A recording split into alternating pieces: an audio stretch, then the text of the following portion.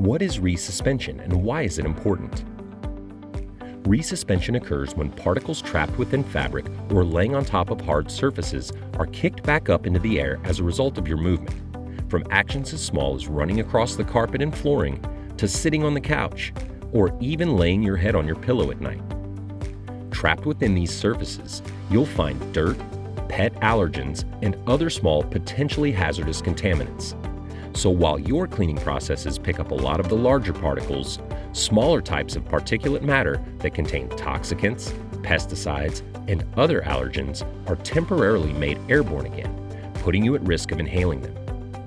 Resuspension explains why it is so important to measure indoor air quality and the need to better understand building maintenance and cleaning protocols that maintain lower levels of contaminants that reside inside and on top of surfaces we don't expect.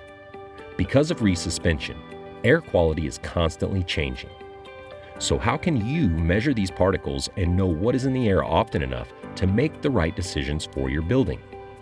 InstaScope is the only tool that can be used to measure this biological loading in real time with precision, because you can't manage what you don't measure. InstaScope takes samples of airborne particles, including mold, bacteria, virus clusters, and pollen, and displays the real-time results with cloud storage that can be collected as regularly as needed. Based on InstaScope's information, changes could include filter changes, spot filtration, HEPA vacuum, sanitization of carpets, furniture, textiles, duct cleaning, fogging, and sanitization of rooms or common areas.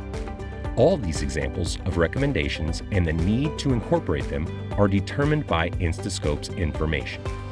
Visit instascope.go today to learn more about how the InstaScope can help you lower the concentration of contaminants in your space.